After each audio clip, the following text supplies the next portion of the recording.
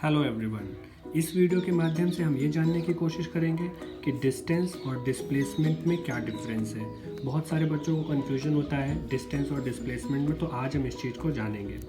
तो देखो, सबसे पहले तो मैं आपको बता दूं, डिस्टेंस और डिस्प्लेसमेंट दोनों ही एक दूरी को डिफ़ाइन करती हैं, यानी कि उनकी बीच की जो दूरी होती है उन्हीं को डिफ़ाइन करती हैं। तो सबसे पहले तो जान लो, डिस्टेंस को मेज़र करने के लिए हम मीटर का यूज़ करते हैं और डिस्प्लेसमेंट को भी हम मीटर से ही मेज़र करते हैं। लेकिन अब डिफरेंस क्या है? डिफरेंस ये होता है कि डिस्टेंस में किसी भी प्रकार की डायरेक्शन नहीं दी होती है, यहाँ पे ये एक मेजर पॉइंट है।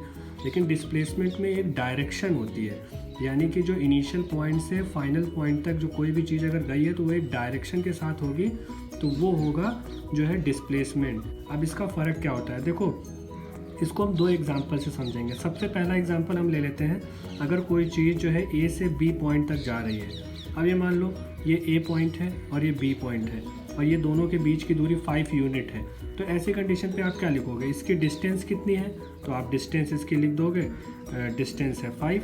और अगर कोई पूछेगा डिस्प्लेसमेंट कितनी है, तो वो भी आप बोल दोगे 5। इस कंडीशन में कोई अंतर नहीं आएगा। लेकिन अगर सपोज़ करो, अगर यही 5 यूनिट इधर जाने के बाद 5 यूनिट इधर चली जाती है और फिर 5 यूनिट इधर चली जाती है, यानी कि वही चीज़ जो है अब आगे और मोशन करके सी पॉइंट पे चली गई, फिर डी पॉइंट पे चली गई, यानी 5 यूनिट ये भी हो गई और 5 यूनिट ये भी हो गई।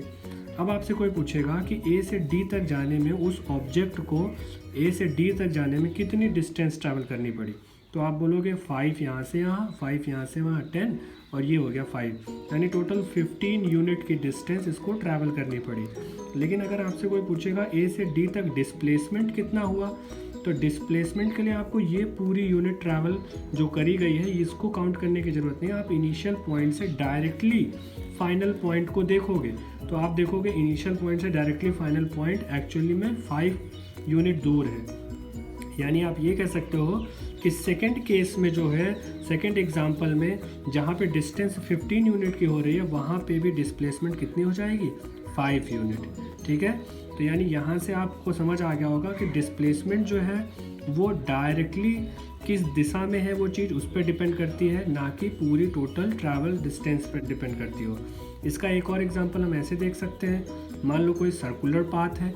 अब सर्कुलर पाथ में अगर कोई ऑब्जेक्ट यहाँ से ए पॉइंट से चलता है और वो बी पॉइंट तक जाता है, तो अगर हम बोलेंगे ए पॉइंट से चल के बी पॉइंट तक गया, तो अगर आपसे कोई पूछेगा कि ये बताओ कितनी डिस्टेंस ट्रैवल किया, तो एक्चुअल में इसने ये डिस्टेंस ट्रैवल की, जो कि इसका हाफ ऑफ सर्कमफ्रेंस होगा। यानी हाफ सर्कमफ्रेंस क्या होता है? 2 पाई आर। तो ये हो जाएगा, यानी हम ये कह सकते हैं कैंसिल होकर पाई आर के बराबर हो जाएगा। लेकिन अगर आपसे कोई पूछेगा डिस्प्लेसमेंट कितनी हुई, तो डिस्प्लेसमेंट को आप डायरेक्टली मेज़र करते हो, यानी ये डायमीटर के बराबर होगा। यानी ए से बी तक डायरेक्टली ये डायमीटर के बराबर होगा। इसको हम 2 इंटू रेडियस, यानी रेडियस इंटू 2 या 2 इंटू रेडियस भी कह सकते हैं। तो आई होप अब आपको क्लियर हो गया होगा कि डिस्टेंस और डिस्प्लेसमेंट में क्या अंतर है। ओके।